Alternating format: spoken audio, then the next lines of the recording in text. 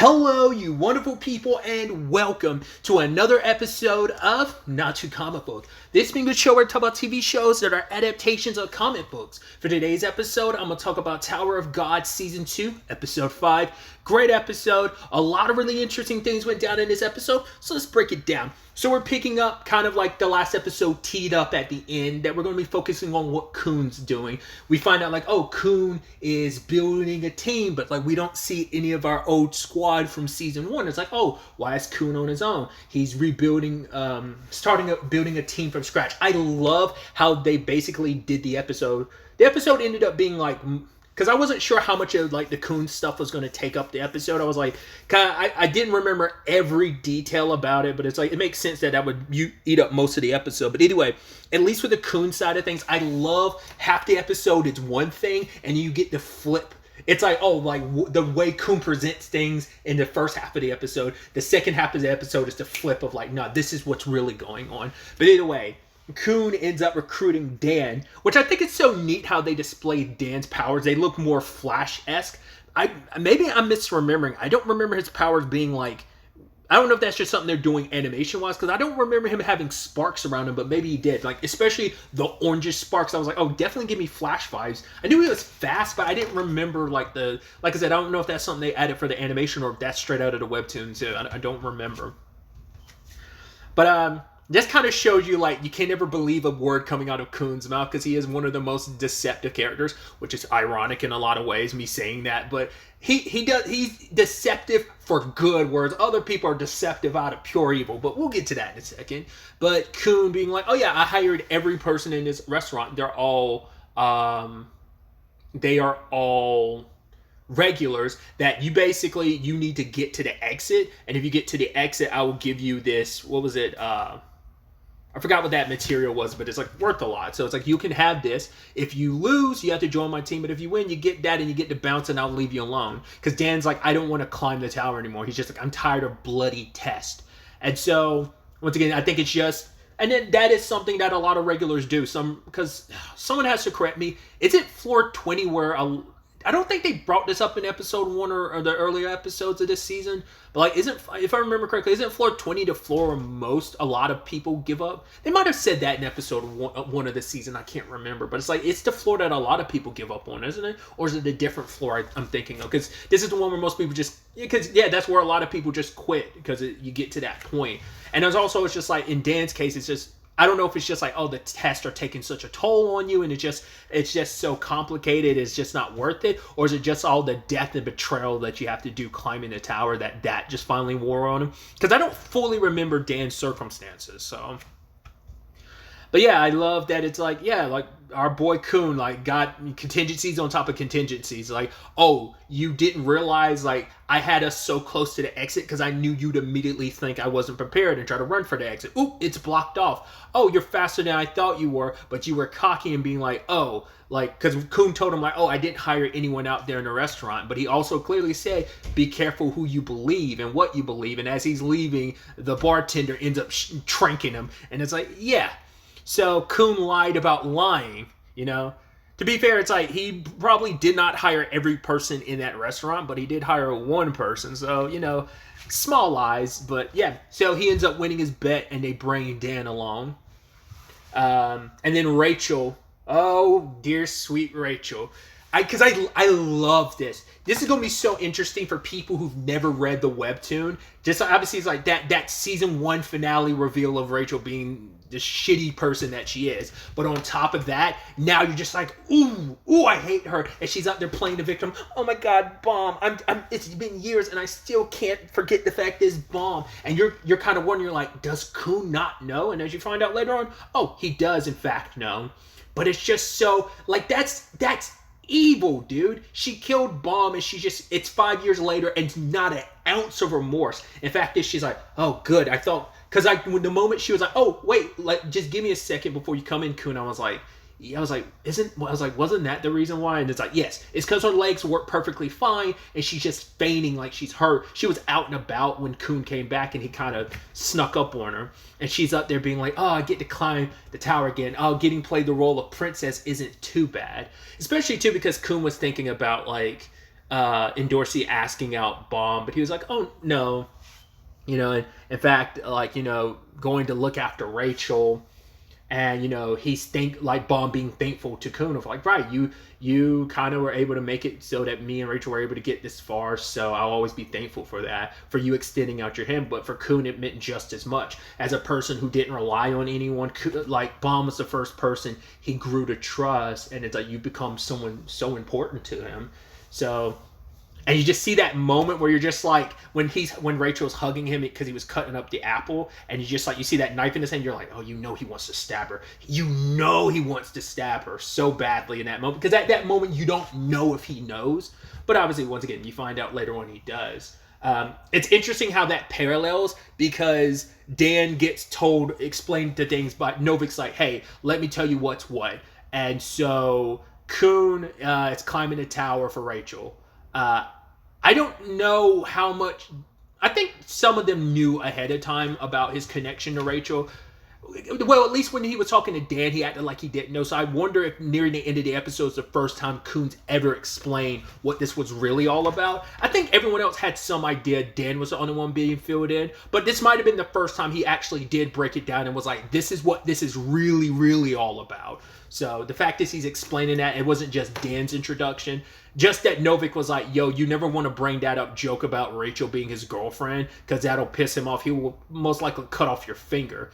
And it's like, well, makes sense why, because he wouldn't appreciate have anyone associating anything between him and Rachel. It's like, no, don't you dare ever associate us together. So we find out the truth of what happened. Kun figured it out. He's known for years about Rachel to some extent. He doesn't know for sure that she killed Bomb, but he knows there's a good chance she might have had something to do with it. For him, he learned from Leroy Road that it's like, right, they had a secret medical expert look. Her legs are fine. She'd still be able to run like normal. So it's like, right, why would she lie to us? It's like, wait, do you think she has something to do with Bomb's death? He's like, I think there's a possibility, but he needs to know the truth. But he doesn't want anyone else to, and that's Kun for you, as we saw in season 1. Like, he will carry a heavy burden just for the sake of the team. It's like Bomb sacrificed a lot to protect this team, and this team is stuck together because of Bomb. And if they find out the truth, because they've all rallied together, this team, they were already kind of like his sacrifice and him being this symbol is what brought this team together, and they've all rallied around protecting Rachel. And if they found out the truth, it would destroy this team, everything Bomb, because it's like it's the last glimmer of what Bomb wanted to protect so much besides Rachel is this group of friends he had made, And that's the cruelest thing ever, knowing that Rachel was taking advantage of those said friends. This thing that Bomb built organically, you took advantage of and manipulated to your own benefit. So Kun was almost like, right, this cruelest person, Rachel, it would take someone just as cruel to basically do it. He's like, I will, Shibisu, you go up with the rest of the team and keep climbing the tower,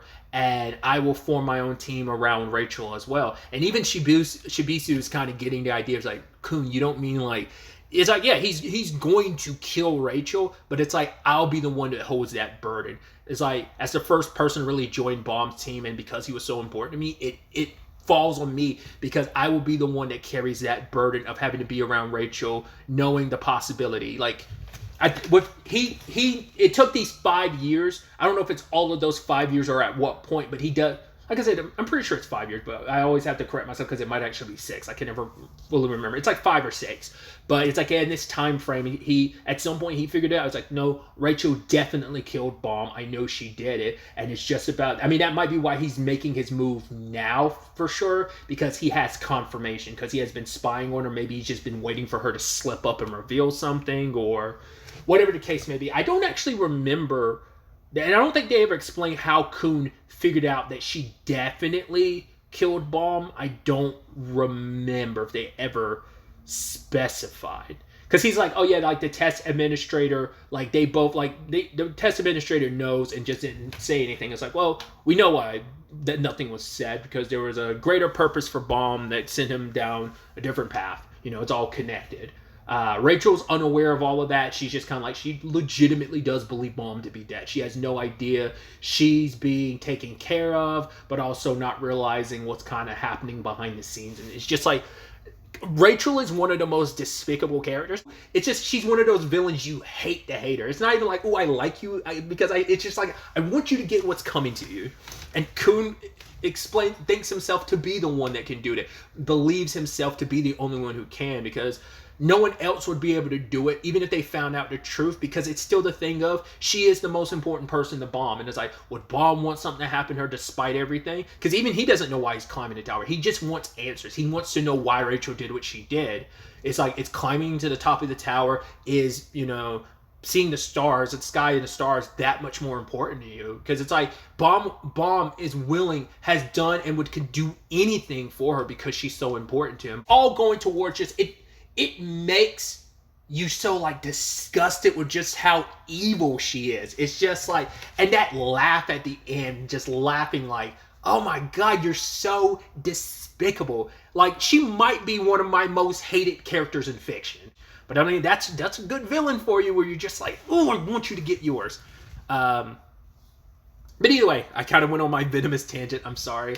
But we also have this situation with, like, we get introduced to the rest of the team that Kun built up, which I remember some of the faces. I didn't remember Ron until he popped up. I was like, oh my God, how could I forget about Ron?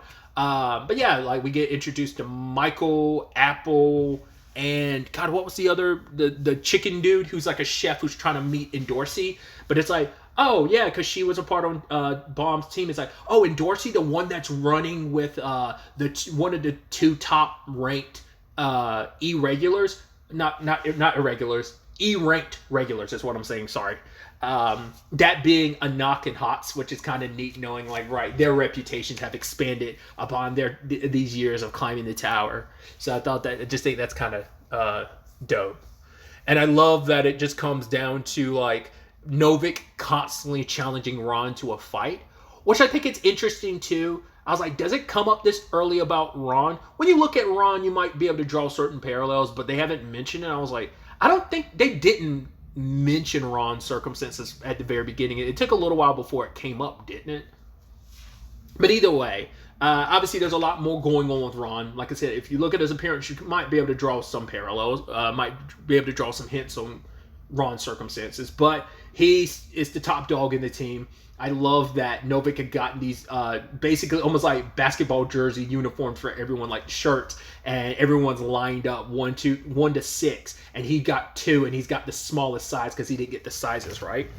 But then, like I said, we had that switch, and I love how it's done too, where it's like, oh, it seems so bright out, and then Kun grabs that thing and it turns nighttime, and it's like, right, it's time to get serious. And it's like get close to her, like, we're gonna help Rachel, be her friend, do whatever you need to, like, protect her, but never, like, show any affection for her, because she's the one that killed my dearest friend. So, like, this is a burden he's willing to bear to just get his revenge. You know, he's like, I know Bomb wouldn't want it, but I have constantly been the person that will do what's necessary for not the greater good, but my perceived of what I want. Like, for him, it's about getting justice. You know, and it's like, would Bomb co-sign this? No, but I'm doing it so no one else has to carry that burden.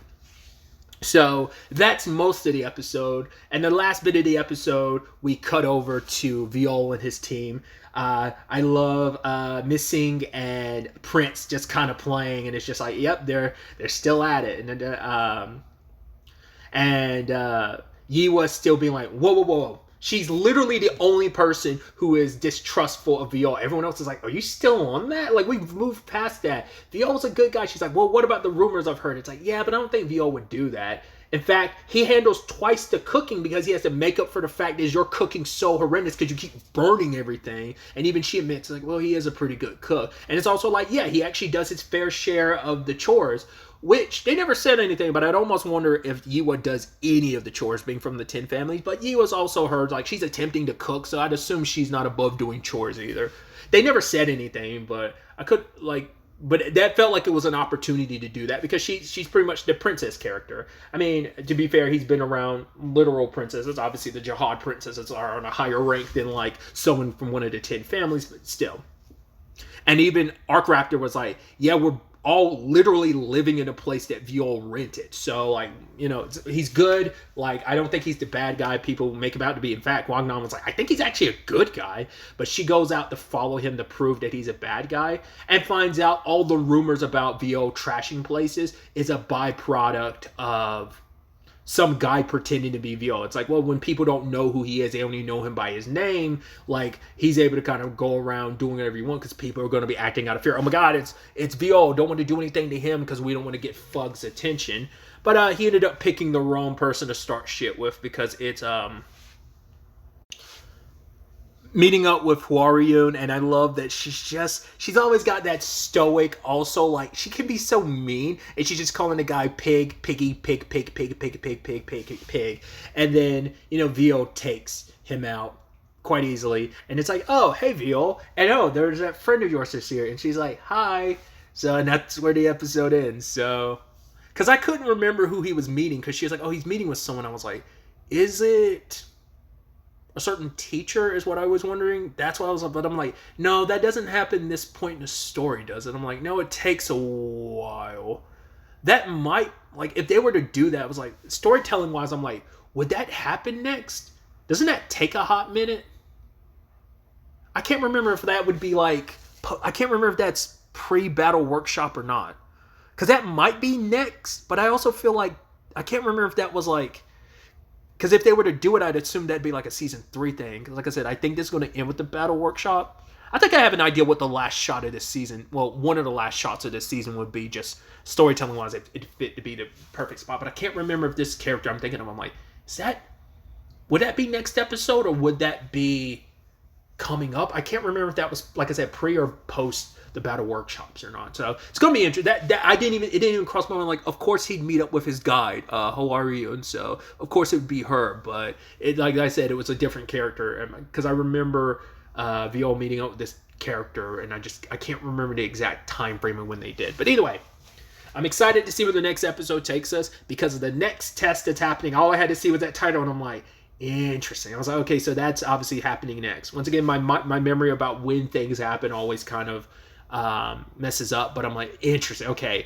But I'm like, the thing that happens during that test is probably going to get teased at the end of the episode, but it probably won't be until episode 7 till you get like the real meats and potatoes of that situation. You know, we'll talk about it more once we get to the episode. I don't know, I might be underestimating it. That might actually go down in episode 6, but I feel like that'd be an episode 7, like, at least a good chunk of episode 7 would revolve around it, but maybe episode 6 covers it in its entirety. I don't know. Once again, it just comes down to pacing, and I don't remember all the lead up to that test, like how long that would take and stuff. But either way, I'm very, very excited to see where all of this ends up taking us going forward into the next episode. But really, that's all I wanted to talk about. Till the next time we meet, be happy, be safe, live life to the fullest, and enjoy it. Good day and goodbye.